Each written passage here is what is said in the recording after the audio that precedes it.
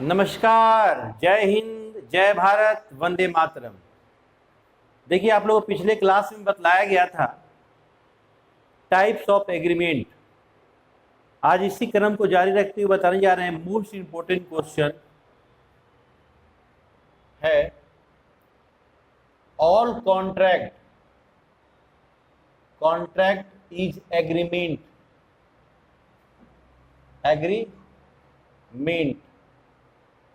But all agreement is not contract। explain। इसका मतलब होता है सभी अनुबंध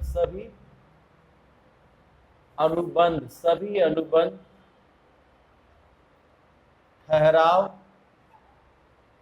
होते हैं किंतु सभी ठहराव अनुबंध नहीं होते।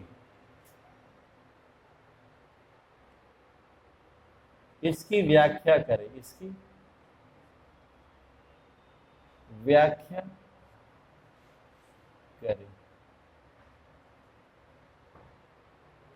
All contract is agreement but all agreement is not contract. पहले ही बतलाए हैं, हम आज फिर बतला रहे हैं। Which agreement enforceable of law is called contract. वैसा एग्रीमेंट जो कानून द्वारा, राज्य नियम द्वारा परिवर्तनीय होता है, उसे हम अनुबंध कहते हैं। तो देखिए, होता क्या, एग्रीमेंट हम लोग बहुत सारे एग्रीमेंट करते हैं। आप लोग को बतलाते हैं, कोई भी कॉन्ट्रैक्ट तब एग्रीमेंट बनता है, जैसे मान लिया जाए मैट्रिक और inter. Matric pass 10th, inter 12। हम ऐसे बोल सकते हैं ऑल 12 पास स्टूडेंट ऑल्सो मैट्रिक पास। मतलब जितना जो 12th इंटर पास किया है वो 100% मैट्रिक जरूर पास किया है, तब ना 12th में आया है वो।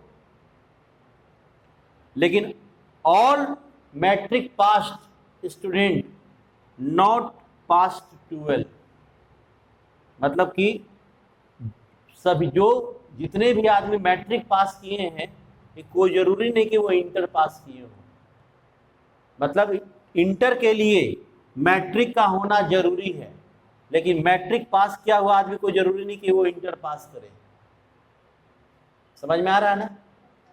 देखिए, तो ये मैट्रिक एग्रीमेंट है, मैट्रिक एग्रीमेंट है और ये कॉन्ट्रैक्ट है। इंटर मेरा क्या है? कॉन्ट्रैक्ट है।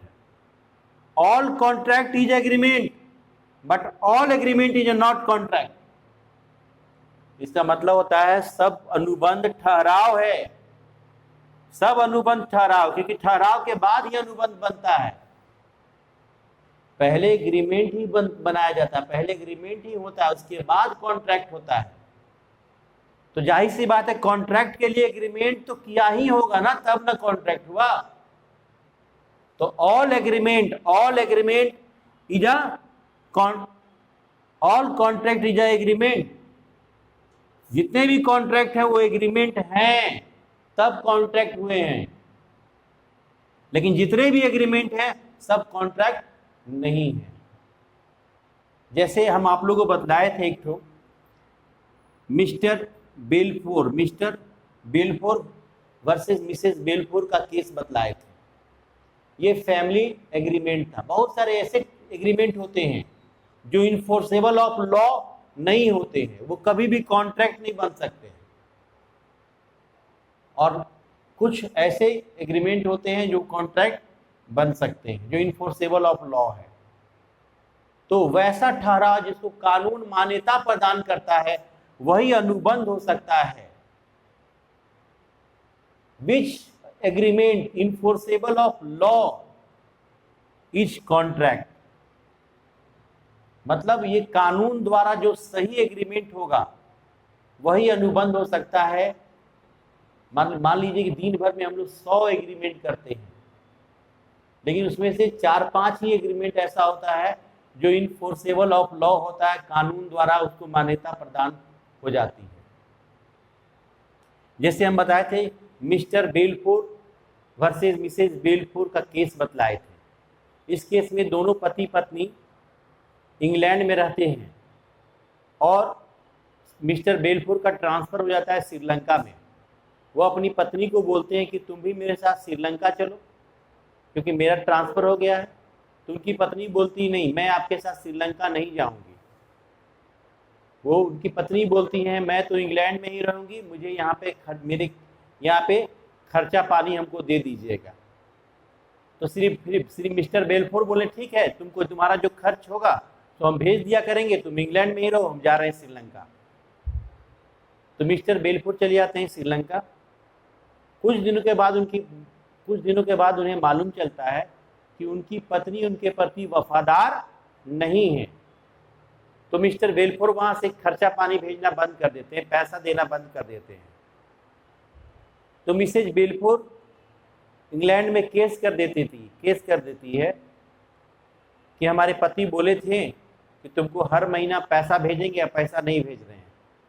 तो इंग्लैंड के कोर्ट ने यह निर्णय सुनाया, यह जजमेंट दिया कि देखिए पति पत्नी के बीच में किया गया ठहराव ये पारिवारिक ठहराव है, ये केवल फैमिली एग्रीमेंट है और family agreement enforceable of law नहीं होता।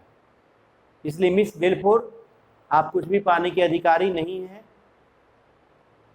तो यहाँ पे स्पष्ट हो रहा है कि एग्रीमेंट तो हुआ, पति पत्नी के बीच में एग्रीमेंट तो हुआ, लेकिन वो इन्फोर्सेबल ऑफ लॉ नहीं था। तो वो केवल एग्रीमेंट रहा, वो कॉन्ट्रैक्ट कभी नहीं बन पाया। वैसा कॉन्ट्रैक्ट जो इन्फोर्सेबल ऑफ लॉ होगा वही मेरा कॉन्ट्रैक्ट बन सकता है। तो पहला तो फैमिली एग्रीमेंट ऐसा है जो कभी भी कॉन्ट्रैक्ट नहीं बन सकता, इसलिए केवल ठहराव ही रहेगा, अनुबंध नहीं हो सकता। अगला है सोशल एग्रीमेंट। सामाजिक ठहराव अगर करते हैं सोशल एग्रीमेंट तो ये भी इन्फोर्सेबल ऑफ लॉ नहीं है। सोशल एग्रीमेंट जैसे मान लिया जाए कि राम श्याम को अपने यहाँ खाना पे बुलाता है, कहीं कहता है कि मेरे यहाँ आप खाना पे आइए, खाना खाने के लिए मेरे यहाँ डिनर पे आइए, और बहुत सारा वो व्यंजन बनाता है, बहुत सारा वह खाना बनाता है, बहुत सारे आइटम का, लेकिन श्याम नहीं आता है तो हजारों रुपया राम का नुकसान हो जाता है। इस नुकसान के लिए राम श्याम पे केस नहीं कर सकता, वाद प्रस्तुत नहीं कर सकता, क्योंकि ये केवल सोशल एग्रीमेंट था, ये इन्फोर्सेबल ऑफ लॉ नहीं है। बहुत सारे ऐसे एग्रीमेंट हैं जो इन्फोर्सेबल ऑफ लॉ नहीं होते हैं, वो कभी भी कॉन्ट्रैक्ट नहीं बन सकते। अब जैसे पॉलिटिकल एग्रीमेंट, बड़े बड़े नेता क्या करते हैं, चुनाव के सामने बड़े बड़े वायदे करते हैं कि मैं सड़क बना दूंगा, बिजली बना दूंगा, सब कुछ कर देते हैं, एग्रीमेंट करते हैं वो। लेकिन बाद में जब इलेक्शन जीत जाते हैं तो ना सड़क बनाते हैं और ना ही बिजली का प्रबंध करते हैं। तो उन पे केस करके उनको जेल भेजा जा सकता है? नहीं, ये केवल पॉलिटिकल एग्रीमेंट था। तो पॉलिटिकल एग्रीमेंट भी कभी भी इन्फोर्सेबल ऑफ लॉ नहीं होता है, इसलिए वो कॉन्ट्रैक्ट नहीं बन सकता है। अगला है without consideration agreement. Without consideration agreement, बिना प्रतिफल के किया गया ठहराव भी कभी भी अनुबंध नहीं बन सकता है। जैसे मान लीजिए हम आपको पढ़ा रहे हैं और आप उसके बदले फी हमको दे रहे हैं, तो यहाँ पे आप कंसिडरेशन दे रहे हैं। अगर आप हमारे सामने एक प्रपोजल रखें कि सर हमको आप पढ़ाइए, हम इस प्रपोजल को एक्सेप्ट कर लिए कि ठीक है हम आपको पढ़ाएंगे, ये क्या है? एग्रीमेंट है। और इसके बदले हम आपको बोले कि आपसे हम 5000 रुपीज़ लेंगे, 5000 रुपया आपसे हम लेंगे, तो आपके लिए कंसिडरेशन है मेरा पढ़ाई और मेरे लिए कंसिडरेशन है आपका दिया हुआ वो 5000 रुपया। तो यहाँ पे तो कंसिडरेशन है, तो ये एग्रीमेंट इन्फोर्सेबल ऑफ लॉ है। यह एग्रीमेंट कानून के रूप में स्वीकार किया जा सकता है, यह अनुबंध हो सकता है। लेकिन मान लिया जाए कि आप हमको बोले कि सर पढ़ाइए हमको, हम बोले हम पढ़ाएंगे, लेकिन आप हमको कोई भी कंसिडरेशन नहीं दी है, आपने प्रतिफल हमको नहीं दिया, then without consideration agreement is void. बिना प्रतिफल के अनुबंध ठहराव व्यर्थ होता है। बिना प्रतिफल के ठहराव अवैध होता है, ये कभी भी वैधानिक रूप से लागू नहीं हो सकता। अब जैसे agreement by minor person, agreement by minor person, अगर कोई माइनर पर्सन के साथ आप एग्रीमेंट करते हैं जिसका अनुबंध करने की क्षमता ही नहीं है, तो ये भी एग्रीमेंट कभी भी कॉन्ट्रैक्ट नहीं बन सकता है। तो कुछ ऐसे एग्रीमेंट हैं कुछ ऐसे एग्रीमेंट है जो कभी भी कॉन्ट्रैक्ट नहीं बन सकते, इनफोर्सेबल ऑफ लॉ नहीं हो सकते। तो यहाँ पे समझाने का मतलब ये था कि कॉन्ट्रैक्ट अगर है तो जाहिर सी बात है एग्रीमेंट भी होगा, देन वो कॉन्ट्रैक्ट बना होगा। लेकिन all agreement is not contract, लेकिन सभी ठहराव अनुबंध नहीं हो सकते। अनुबंध होने के लिए एग्रीमेंट का होना जरूरी है। तो अगर कॉन्ट्रैक्ट है इसका मतलब एग्रीमेंट भी है वो, लेकिन एग्रीमेंट अगर है इसका मतलब कोई जरूरी नहीं कि कॉन्ट्रैक्ट होगा ही। तो ये क्वेश्चन का यही आंसर है, यही समझना है आपको कि जो इंटर मैट्रिक पास किया है, जो इंटर पास किया है वो 100% मैट्रिक पास किया होगा, लेकिन जो मैट्रिक पास किया वो 100% कोई जरूरी नहीं कि इंटर पास किया होगा। तो इंटर को समझिए कॉन्ट्रैक्ट और मैट्रिक को समझिए agreement. all inter passed student also passed matric, but all matric passed student not also passed inter। मतलब कहने का मतलब जो मैट्रिक पास किया है वो कोई जरूरी नहीं कि वो इंटर पास किया हो, लेकिन जो इंटर पास किया है वो जरूर 100% मैट्रिक पास किया होगा। तो ये क्वेश्चन को बढ़िया से कर लीजिएगा, बढ़िया, वेरी वेरी इंपॉर्टेंट है इस साल के लिए। तो मिलते हैं अगले क्वेश्चन के साथ अगले लेक्चर में। तब तक अपना ख्याल रखें, खुश रहें, प्रसन्न रहें।